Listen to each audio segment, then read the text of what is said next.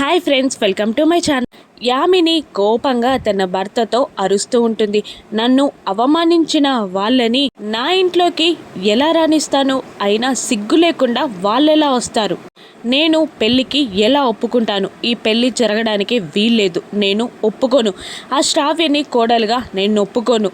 మీరు కూడా వాళ్ళతో మాట్లాడకండి. నన్ను అవమానించిన వాళ్ళతో మీరెలా మాట్లాడతారు అని యామిని భర్తపై అరుస్తూ ఉంటుంది. అది కాదు, మన గొడవలతో పిల్లలకి సంబంధం ఏంటి? వాళ్ళని ఎందుకు బాధ పెట్టాలి అని అతను అడుగుతూ ఉండగా, నన్ను బాధ పెడితే తప్పులేదా అని అంటూ ఉంటుంది యామిని. అలా కాదు, వాళ్ళకేం చెప్పమంటావో చెప్పు. ఫస్ట్ శ్రావ్య నందుల పెళ్లి జరిగితే మన రెండు కుటుంబాల మధ్యనున్న కాస్త గొడవలైనా తగ్గుతాయి కదా అని అంటూ ఉంటాడు అతను. శ్రావ్య కూడా మనింటి ఆడపిల్లలాగే పెరిగింది కదా, మన ఇంట్లో పిల్లలాగా పెరిగింది కదా అని అంటుండగా యామిని కోపంగా, అంటే వాళ్ళ బరువును దించుకోవాలి అనుకుంటున్నారు, మన బిడ్డని అలాగే వదిలేస్తారు. అతిథి కూడా వాళ్ళింటి బిడ్డలాగే పెరిగింది కదా, వాళ్ళ కోడల్ని చేసుకోవాలి కదా అని యామిని నిలదీస్తూ ఉంటుంది. అప్పుడే అతనికి అర్జున్ నుండి ఫోన్ వస్తూ ఉంటుంది. అంగో అర్జున్ కాల్ చేస్తున్నాడు, ఏం చేయాలో చెప్పు అని అంటుండగా, ఇప్పుడు నేను చెప్పిన మాటలన్నీ చెప్పేయండి అని యామిని అంటూ ఉంటుంది. నేను చెప్పలేను అని అంటూ ఫోన్ ఆన్ చేసి స్పీకర్లో పెడతాడు అతను. అప్పుడు అర్జున్ కాకుండా నాన్న అన్న మాట వినబడుతుంది. నందు అని ఇటువైపు నుండి మాట్లాడుతుండగా, అవును నాన్న నేనే, అమ్మతోటి మాట్లాడారా, అమ్మ ఏమంది అని అంటుండగా సైలెంట్ అయిపోతాడు అతను. అప్పుడు నాకు అర్థమైంది నాన్న, అమ్మ గురించి నాకు తెలుసు, ఒప్పుకోదని నాకు తెలుసు. నా మాటని అమ్మకి చెప్పండి, స్పీకర్ పెట్టండి పక్కనే ఉంటే. అమ్మ ఎవరు వద్దన్నా కాదన్నా లేదన్నా నేను శ్రావ్యాన్ని పెళ్లి చేసుకుంటాను, ఇది ఫైనల్. రేపు పెళ్లి సంబంధం కుదుర్చుకోవడానికి, ముహూర్తాలు పెట్టుకోవడానికి అంకుల్ వాళ్ళు ఫ్యామిలీతో వస్తారు. మీరు ఏదైనా తేడా చేసినా, ఏదైనా జరిగినా నేను మాత్రం ఊరుకోను. నాలో మరో నందుని మీరు చూస్తారు. అతిథి విషయంలో జరిగిన దానికి ఇప్పటికే మీరు బాధపడుతున్నారు, నా విషయం కూడా బాధపడులా మీరు చేసుకోకండి అంటూ వార్నింగ్ ఇచ్చి కాల్ కట్ చేస్తాడు నందు. ఇక యామిని అతను ఆశ్చర్యంలో ఉండిపోతారు. అలా మాట్లాడవేంటి బాబు, అమ్మని కూల్ చేయాలి కానీ పెద్దవాళ్ళతో అలా మాట్లాడకూడదు అని అర్జున్ అంటూ ఉండగా, శ్రావ్య ఆంటీ హట్ అయ్యేలా మాట్లాడవు అని అంటుండగా, అమ్మ గుచ్చి మీకు తెలియదు అంకల్, బ్రతిమిలాడుతుంటే బెట్టు చేస్తుంది, నేను అంతా చూసుకుంటాను, రేపు మీరు వచ్చేయండి ముహూర్తాలు పెట్టుకోవడానికి అని అర్జున్తో నందు అంటుండగా, అలా కాదు బాబు, యామిని కోపం తగ్గాక వస్తే బాగుంటుందేమో అంటుండగా, నేను చూసుకుంటాను అంకుల్, చెప్తున్నాను కదా మీరు వచ్చేయండి అని అంటూ అక్కడి నుండి వెళ్ళిపోతాడు నందు. ఏమంటావు నానా అని శ్రావ్య అడుగుతూ ఉండగా సైలెంట్గా ఉండిపోతాడు అర్జున్. నందు అన్నీ చూసుకుంటానంటున్నాడు కదా నాన్న, రేపు వెళ్దామా అని అడుగుతుండగా, అలాగే అని అర్జున్ తల ఊపుతాడు. అలాగే అంటూ శ్రావ్య వెళ్ళిపోతుంది సంతోషంగా. మరోవైపు గౌతమ్ డ్రెస్అప్ అయి ఆలోచనలో పడిపోతాడు మిర్రర్ ముందు నిలబడి. ఇప్పుడు అతిథితో గుడికి రానని చెప్పాను, ఇప్పుడో వెళ్తే గొడవ అవుతుంది అని అనుకుంటూ అనామికకి కాల్ చేసి, గుడికి వెళ్ళారా అక్క అని అడుగుతూ ఉంటాడు గౌతమ్. ఇంకా చేరలేదురా, ఆన్ ద వే అంటుంది అనామిక. ఎక్కడి గుడికి వెళ్తున్నారు అని డైరెక్ట్గా అరగలేక, సేఫ్గా జర్నీ చేస్తున్నారా అని అడిగేస్తాడు గౌతమ్. మేమేమైనా లాంగ్ ట్రిప్కి వెళ్తున్నామారా, గుడికే కదా, వెంకటేశ్వర స్వామి టెంపుల్కేనే, సేఫ్గానే వెళ్తాంలే అని అనామిక అంటుంటుంది. ఓహో వెంకటేశ్వర స్వామి టెంపుల్కి వెళ్తున్నారా, స్వామివారికి నా తరపున హాయ్ చెప్పండి అని అంటూ కాల్ కట్ చేస్తాడు గౌతమ్.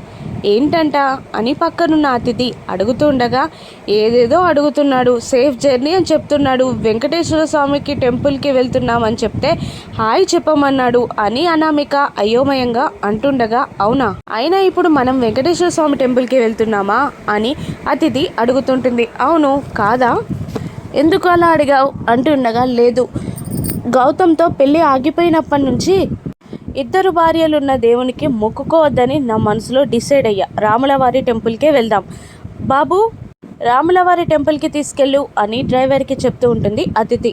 అక్కడ అర్చన చేపిస్తూ ఉంటారు అతిథి అనామిక. ప్రదక్షిణాలు చేసొద్దాం పదా అని అనామిక అంటుండగా మనస్తృప్తిగా స్వామివారికి మన మొక్కుని, మన బాధని, మన కోరికని చెప్పుకున్నాక ప్రదక్షిణాలు చేద్దాం అని అంటూ దేవునికి దండం పెట్టడం స్టార్ట్ చేస్తుంది అతిథి. స్వామి, చిన్నప్పటి నుంచి నేను అడిగిందల్లా ఇచ్చావు, కానీ ఇప్పుడు ఇంతటి బాధని మోసే పరిస్థితి నాకెందుకు ఇచ్చావు? వేరే అమ్మాయి గౌతమ్ పక్కన నిలబడితేనే నేను తట్టుకోలేను. అహల్యతో కలిసి తిరుగుతుంటే నాకు ఒళ్ళంతా మంటలులా ఉంది.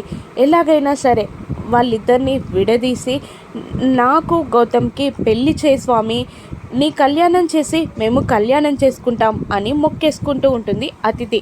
ఏంటి, ఇది మనసులో మాటని మాత్రమే చెప్తుందా, లేదంటే అందరి మాటలు చెప్తుందా అని అనామిక విసుగ్గా అనుకుంటూ ఉంటుంది. ఇక వాళ్ళు ప్రదక్షిణాలు చేయడానికి వెళ్ళిపోతారు. గుడిలోకి ఎంటర్ అవుతున్న గౌతమ్ అహల్యతో ఇలా అంటుంటాడు, ఏంటి ఈరోజు స్పెషల్ ప్రోగ్రాం గుడి పెట్టారు అంటూ ఉండగా, నా వల్లే శ్రావ్యానందుల పెళ్ళాగిపోయింది కదా, ఏ అడ్డంకులు లేకుండా ఈరోజు వాళ్ళ పెళ్లి జరగాలని పూజ జరిపిద్దామనిపించింది అని అంటూ ఉంటుంది అహల్య. ఇంటి దగ్గరే అహల్య గౌతమ్తో వెంకటేశ్వర స్వామి టెంపుల్కి వెళ్దామని చెప్తే వద్దు అంటూ బలవంతంగా రాములవారి టెంపుల్కి గౌతమే తీసుకొస్తాడు. కానీ అక్కడ వాళ్ళకి ఒక షాకింగ్ న్యూస్ తగలుందని గౌతమ్కి తెలియదు పాపం. వీళ్ళిద్దరూ అర్చన చేయించడానికి దేవుని దగ్గరికి వెళ్తారు. అప్పుడే కళ్యాణ మాలలని తీస్తూ ఉంటాడు పూజారి. వీళ్ళిద్దరిని చూసి కొత్త పెళ్లి జంటలా గుర్తుపట్టి వాళ్ళకి ఆ దండలు అందిస్తూ ఉంటారు. ఎందుకు ఇవి అని అడుగుతూ ఉంటాడు గౌతమ్. మీరు కొత్త పెళ్లి జంటలా కనబడుతున్నారు, ఇప్పుడే రాముల వారి కళ్యాణం జరిగింది, మీరు కొత్త పెళ్లి జంటలు కాబట్టి మీరు దండలు మార్చుకుంటే బాగుంటుంది, తీసుకోండి బాబు అంటూ వాళ్ళ చేతిలో ఉన్న పూల బుట్టని తీసుకొని పెళ్లి దండలని అందిస్తారు పంతులు గారు. మార్చుకోండి అని అంటుంటాడు పూజారి. అప్పుడు భయంగానే ఇద్దరు దండలు మార్చుకుంటారు. ప్రదక్షిణాలు చేసిరండి అని అంటాడు ఆ పూజారి.